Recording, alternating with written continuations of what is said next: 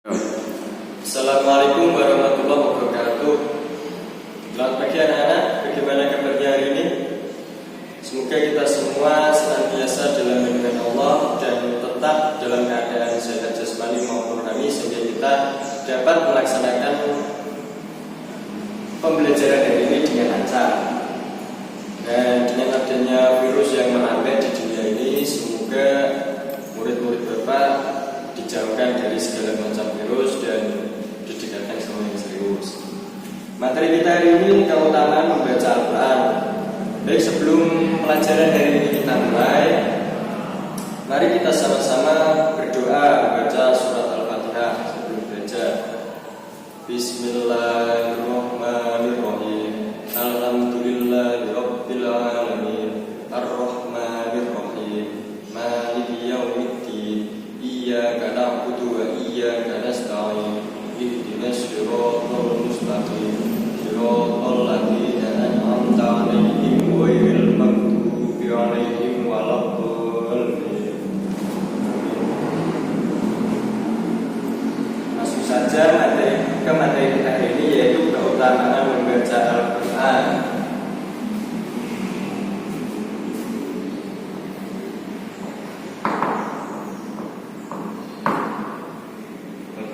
Di sini ada yang tahu apa itu definisi Al-Quran? Definisi Al-Quran, Al-Quran secara bahasa itu berasal dari kata qara'a, yang artinya menghimpun, menyatukan bacaan dan membaca. Berasal dari kata qara'a.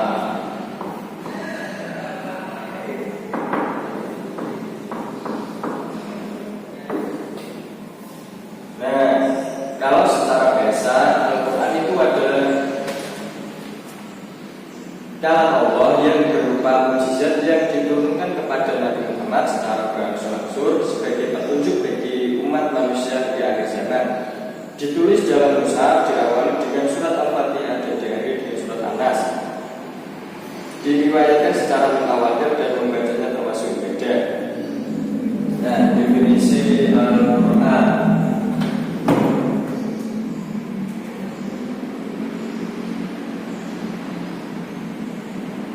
kepada Nabi Muhammad.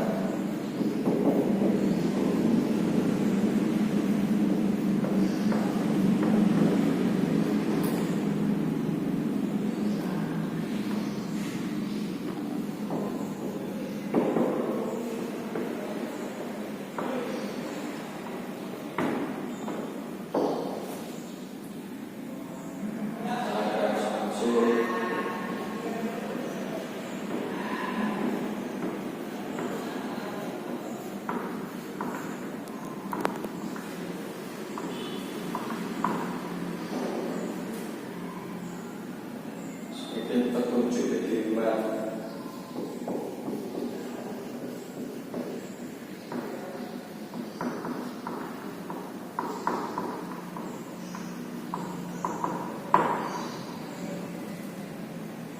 Tulis dalam mushaf.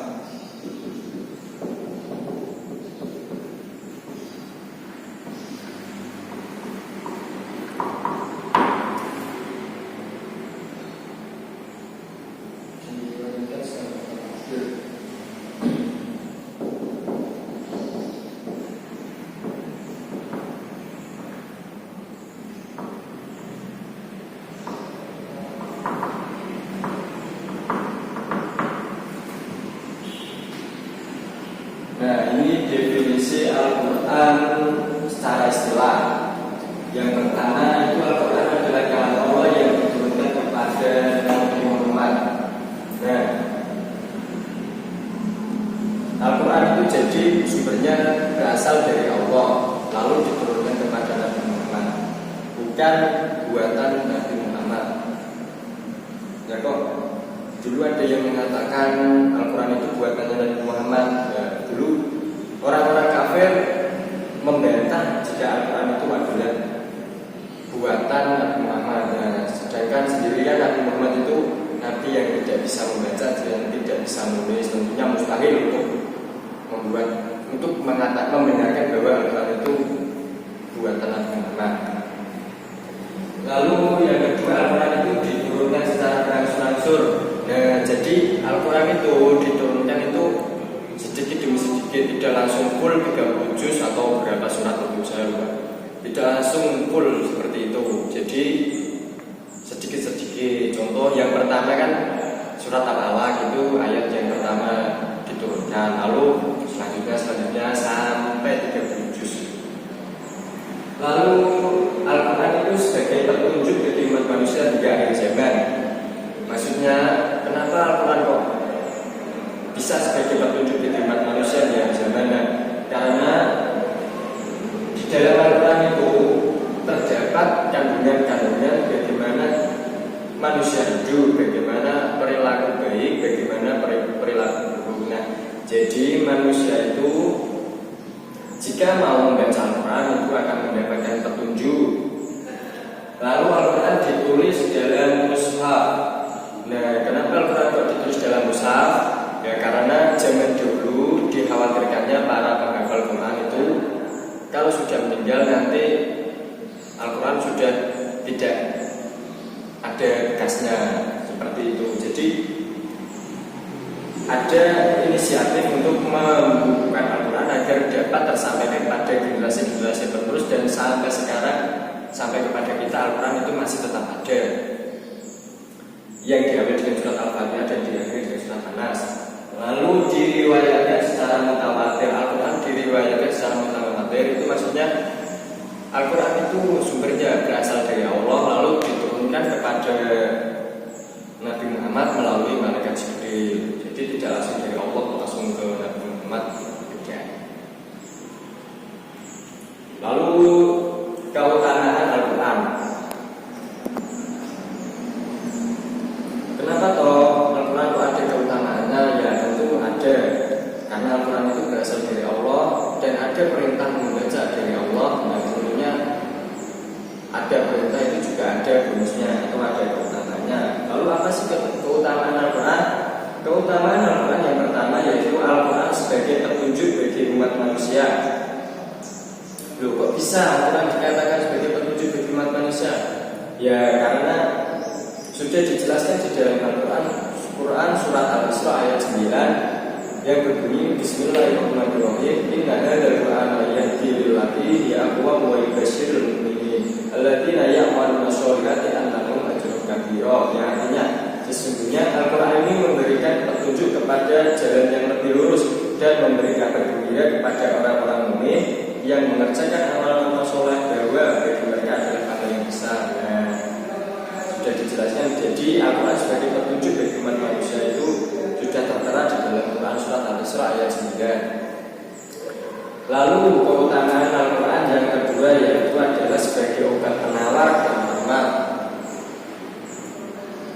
Nah, kok bisa Al-Quran sebagai obat penawar dan rahmat? Nah, jadi Al-Quran itu jika kita mau membacanya maka hati kita akan tenang, akan adem, akan ayem. Nah, itu juga bisa sebagai obat penawar berbagai macam penyakit atas izin Allah. Lalu juga sebagai rahmat. Nah, Al-Quran kan dari Allah. Lalu kita sebagai makhluk yang diutus untuk membacanya, tentunya kita akan mendapat rahmat atau kasih sayang dari Allah. Itu juga sudah tertera di dalam Al-Quran. Quran surat Al-Isra ayat 82 yang berbunyi Bismillahirrahmanirrahim. Wa nunazzilu minal Qur'ani ma huwa shifaa'un wa rahmatul lil mu'minin wa la yazidu dzalimin illa khusara. Yang artinya dan kami turunkan dari Al-Quran sesuatu yang menjadi penawar dan rahmat bagi orang-orang yang beriman, dan Al-Quran itu tidaklah menambah kepada orang-orang yang zalim selain kerugian. Lalu keutamaan Al-Quran yang ketiga adalah Al-Quran membantah semua kebatilan dan menjelaskan kebatilan dari sebuah perkara yang syubhat. Lalu yang keempat, keutamaan Al-Quran, Al-Quran itu dijaga dan dipelihara oleh Allah dari perubahan dan tidak ada yang mampu menandinginya. Kok bisa Al-Quran kok dijaga oleh Allah? Ya kan gini, Al-Quran itu berasal dari Allah. Nah, itu Al-Quran kan, maka Allah sendiri yang menjaganya. Ya, ini yang membedakan antara kitab-kitab lain dengan Al-Quran. Kalau Al-Quran itu sampai akhir zaman tidak akan berubah karena Allah sendiri yang menjaganya, Allah sendiri yang memeliharanya. tidak ada yang mampu menandinginya. Maksudnya menandingi gimana? Ya seperti yang sastra-sastra di dalam Al-Quran itu sudah sangat tidak ada sastra-sastra yang bisa menandingi yang ada di dalam Al-Quran itu. Ya karena logikanya begini, Al-Quran itu kan dari Allah, sedangkan kenapa kok tidak ada yang mampu menandinginya? Ya masa mungkin seorang kalau bisa menandingi hasil karya dari sang kholik, ya kan tidak mungkin loh. Itu juga ada di Quran surat Al-Hijr ayat 9 yang berbunyi Bismillahirrahmanirrahim inna nahnu nazzalna dzikra wa inna lahu lahafidun. Artinya sesungguhnya kamilah yang menurunkan Al-Quran dan sesungguhnya kami benar-benar memeliharanya. Lalu keutamaan Al-Quran yang kelima adalah Al-Quran itu membedakan antara yang hak dan yang adil agar manusia tidak tersesat ke jalan yang salah. Nah, maksudnya di dalam Al-Quran isinya itu terdapat bagaimana ini perilaku yang benar, ini perilaku yang salah, ini akhlak yang terpuji, ini akhlak yang tercela. Nah, di dalam Al-Quran itu sudah dijelaskan semuanya. Tentunya Allah memerintah kita untuk amar ma'ruf nahi munkar. Ya, bagaimana kita harus tetap berperilaku baik, kita harus bersikap baik dan menjauhi apa yang dilarang oleh Allah. Lalu keutamaan Al-Quran yang keenam adalah Al-Quran memberikan peringatan dan pelajaran bagi manusia. Di dalamnya banyak terdapat kabar gembira bagi orang yang beriman, ancaman bagi orang yang kafir, kisah-kisah Nabi dan kisah-kisah umat terdahulu. Lalu yang terakhir keutamaan Al-Quran adalah merupakan mukjizat yang diterima Nabi Muhammad yang berlaku hingga akhir zaman. Mukjizat Al-Quran mengikuti susunan redaksinya yang memiliki nilai sastra Arab yang tinggi, kandungan ilmu pengetahuan dari berbagai sisi ilmu dan tradisi-tradisi yang baru yang akan terjadi pada masa yang akan datang. Nah, jadi selain Allah mengutus kita untuk membaca Al-Quran, itu terdapat alasan kenapa kita harus membaca Al-Quran. Ya karena satu, Al-Quran itu merupakan sumber dari berbagai macam sumber ilmu apapun itu bersumber dari Al-Quran.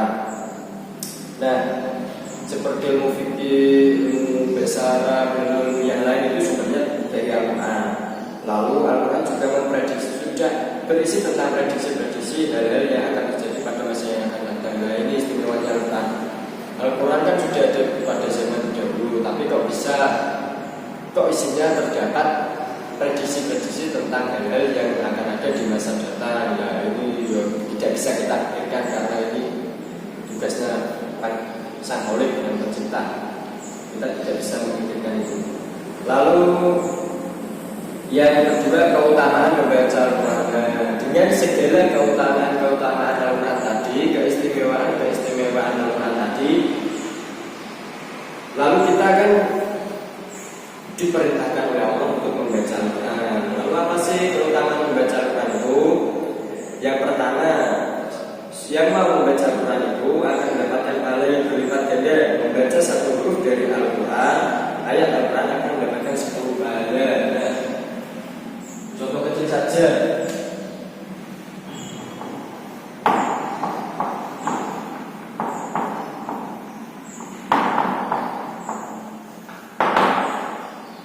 Pada ayat Bismillahirrahmanirrahim itu terdapat berapa huruf? Nah, dalam Bismillahirrahmanirrahim itu terdapat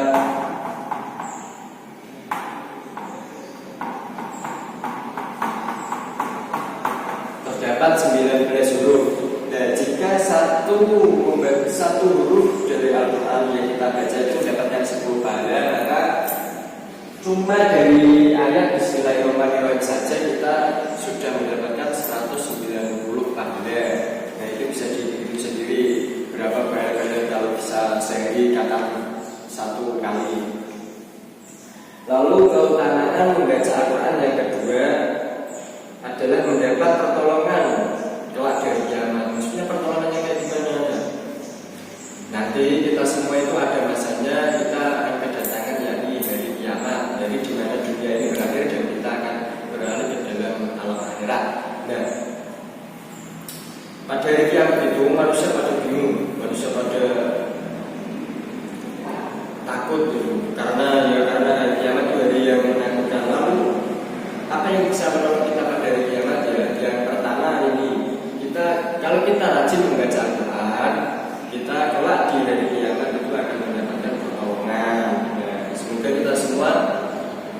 besok dari kiamat mendapat syafaat Al-Quran. Lalu keutamaan membaca Al-Quran yang ketiga yaitu termasuk golongan orang-orang yang terbaik. Ini sudah maklum, tentu siapa yang mau membaca Al-Quran dia adalah orang-orang yang baik. Lalu keutamaan membaca Al-Quran yang keempat adalah membaca Al-Quran merupakan perhiasan iman. Yang kelima, membaca Al-Quran adalah perniagaan yang tidak pernah merugi. Kok bisa membaca Al-Quran dikatakan sebagai perniagaan yang tidak pernah merugi? Ya karena satu, kebaikan akan menghapus kesalahan. Maksudnya gimana? Gini, kita kan sebagai manusia tentunya tempatnya salah. Ya sudah modalnya seperti kan gini, al-salum al-khotok manusia itu tempatnya salah dan lupa. Ya kalau kita salah tapi kita masih rajin membaca Al-Quran, ya, kesalahan kita itu kan akan terhapuskan oleh ibadah kita yang berupa membaca Al-Quran tersebut. Lalu yang kedua, alasan yang kedua yaitu setiap bertambah kuantitas bacaan, maksudnya setiap bertambahnya jumlah ayat atau jumlah surat yang kita baca akan bertambah pula pahalanya dari Allah. Misalnya hari ini kita membaca satu surat, lalu besok kita membaca 2 surat, sampai seterusnya sampai satu hari kita bisa membaca 30 juz, itu pahalanya akan semakin besar. Lalu sebab yang ketiga yaitu bacaan Al-Quran akan bertambah agung dan mulia ketika dibaca di dalam sholat. Tentu kita di dalam sholat itu sudah tentu membaca Al-Quran. Kayak itu surat Al-Fatihah itu kita baca, itu juga Al-Quran, sudah maklum. Lalu keutamaan membaca Al-Quran yang keenam adalah membaca Al-Quran merupakan ibadah yang agung. Lalu selanjutnya Allah tidak akan menyiksa orang yang hatinya menghayati Al-Quran. Dan menghayati Al-Quran ini dimaksudkan pada orang-orang yang mau mendalami Al-Quran, yang mau mengaji tafsir, atau juga yang para penghafal Al-Quran itu. Lalu selanjutnya orang tua akan mendapat kemuliaan sebab bacaan dan pengalaman Al-Quran dari putra putrinya. Nah ini juga termasuk amal jariah dari orang tua kita nanti. Kalau sudah tidak ada, kita bisa membacakannya Al-Quran, dan untuk itu amalnya terus mengalir. Lalu yang selanjutnya, orang yang membaca Al-Quran itu diangkat derajatnya oleh Allah. Maksudnya gimana kalau diangkat derajatnya oleh Allah? Ya kan Al-Quran kan berasal dari Allah. Kita sebagai makhluk diperintahkan untuk membaca. Kalau kita patuh pada perintah Allah membaca Al-Quran, tentu Allah akan mengangkat derajat kita. Berbeda dengan manusia yang tidak mau membaca Al-Quran, tentu derajatnya lebih rendah daripada kita. Tapi kita tidak boleh merendahkan orang lain untuk jika kelihatannya kita lebih rajin baca Al-Quran. Kalau ada orang lain yang tidak rajin baca Al-Quran, kita tidak boleh merasa tinggi. Lalu yang terakhir, keutamaan membaca Al-Quran adalah akan mendapat balasan surga bersama surga. Ini yang kita nantikan. Besok kalau sudah habis kiamat, kalau sudah selesai kiamat, kita akan berada di alam akhirat. Itu ada 2 pilihan. Kita mau masuk surga atau masuk neraka. Semoga kita semua yang rajin-rajin membaca Al-Quran besok kelak di hari kiamat akan dimasukkan ke dalam surga bersama para rasul. Lalu yang ketiga, adab membaca Al-Quran. Membaca Al-Quran tentunya juga ada adabnya, tidak boleh sembarangan. Al-Quran itu adalah kitab yang mulia. Tentu kita untuk membacanya itu memerlukan adab yang sopan. Yang pertama, adab membaca Al-Quran adalah mengikhlaskan niat hanya karena Allah. Jadi kalau kita membaca Al-Quran itu tidak boleh kok baca Al-Quran biar kelihatan baik, baca Al-Quran biar orang-orang itu lihatnya saya anak soleh. Nah itu tidak boleh. Tanamkan dalam hati kalian semua, kalau kita membaca Al-Quran itu yang kita tulus dalam hati kita hanya semata-mata karena Allah. Lalu ada membaca Al-Quran yang kedua yaitu menutup aurat dan berpenampilan baik. Nah kami sudah maklum ini. Auratnya laki-laki itu mana? Kalau aurat laki-laki itu mulai dari pusar sampai lutut. Kalau aurat perempuan itu seluruh anggota tubuh kecuali wajah dan kedua telapak tangan. Yaitu wajib ditutup ketika kita membaca Al-Quran. Dan berpenampilan baik. Berpenampilan baik ini maksudnya Kita kalau baca Al-Quran itu ya pakai pakaian yang suci, tidak pakaian habis dibuat pakai main gula, lalu kita baca Al-Quran juga pakai pakaian itu. Kita habis dari sawah, kita baca Al-Quran juga pakai pakaian itu. Kita habis main TikTok, kita baca Al-Quran juga pakai pakaian itu. Nggak boleh. Kita harus memakai pakaian yang suci, pakaian yang menutupi aurat. Tuh. Lalu yang ketiga, membaca dalam keadaan suci, duduk yang sopan dan tenang serta menghadap kiblat. Nah ini sebelum membaca Al-Quran kita diwajibkan untuk bersuci, berwudu jika kita sedang hadas kecil, dan mandi jika kita sedang hadas besar. Itu sebelum baca Al-Quran. Lalu duduk yang sopan dan tenang. Nah, kalau baca Al-Quran itu duduknya harus sila, kaki itu menekuk, harus sila, tenang. Tidak boleh baca Al-Quran kok sambil kayang, sambil salto, tidak boleh. Namanya penistaan. Lalu yang selanjutnya membaca Al-Quran itu dengan tartil. Maksudnya dengan tartil itu, nah, sebelum kita membaca Al-Quran kita harus memahami dulu apa itu tajwid, apa itu makharijul huruf, apa itu harokat. Nah, kita harus memahami itu dulu karena biar tidak ngawur kalau kita sudah baca Al-Quran. Karena kalau ngawur satu saja huruf yang kita salah baca dalam Al-Quran itu sudah berbeda. Nah, jangankan satu huruf satu harokat saja itu sudah berbeda ya, jika kita salah bacanya. Lalu kemudian membaca Al-Quran dengan khusyuk, penuh penghayatan, dengan hati yang ikhlas, mampu menuntut jiwa dan perasaan bila perlu dengan menangis. Nah ini maksudnya, jadi membaca Al-Quran itu harus khusyuk, harus kita fokus pada Al-Quran, harus fokus pada Al-Quran, tidak boleh fokus pada orang yang lewat, kita tidak boleh fokus sama HP, tidak boleh fokus sama apapun. Nah, pokoknya kalau kita sedang membaca Al-Quran ya kita fokus membaca Al-Quran saja, yang khusyuk, yang tenang. Lalu selanjutnya ada membaca Al-Quran, yakni membaguskan suara ketika membacanya. Maksudnya kalau kita membaca Al-Quran itu tentunya dengan lantunan nada yang lembut, tidak boleh membaca Al-Quran terus sambil minta-minta. Nah itu tidak boleh, itu juga penistaan itu namanya. Lalu yang terakhir ada membaca Al-Quran yaitu dimulai dengan istiadah serta bismillah. Pada sudah tahu belum bagaimana bacaan istiadah itu? Bacaan istiadah itu a'udzu billahi minasyaitonir rajim. Kalau basmalah itu bismillahirrahmanirrahim. Nah, demikian materi yang dapat Bapak sampaikan pada hari ini. Mungkin ada yang ditanyakan mengenai keutamaan membaca Al-Quran, mengenai keutamaan Al-Quran atau adab membaca Al-Quran. Mungkin ada yang ditanyakan. Dan kalau tidak, sekarang kalian membentuk kelompok, satu kelompok maksimal 5 orang. Satu kelompok maksimal 5 orang. Silakan bentuk.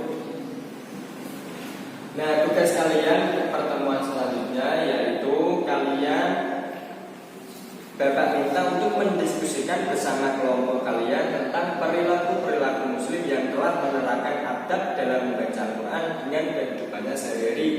Silakan dicatat tugasnya. Lalu adakah hubungan antara sikap seorang muslim dengan adab-adab membaca Al-Quran yang telah diterapkan? Nah, itu hasil diskusi kalian itu sampean tulis. Terus pada pertemuan selanjutnya semua kelompok wajib mempresentasikan hasil diskusinya di depan kelas. Baik, ya itu ya tugasnya. Nah, sekarang berhubung jamnya sudah habis, dari Bapak semoga kita semua digolongkan dalam orang-orang yang rajin membaca Al-Quran, dan jika kelak di hari kiamat kita semua bisa mendapatkan syafaat Al-Quran. Amin. Amin. Nah, cukup sekian yang sudah Bapak sampaikan. Apabila ada kurang dan lebihnya, Bapak mohon maaf yang sebesar-besarnya. Wabillahi taufiq wal hidayah. Wassalamualaikum warahmatullahi wabarakatuh.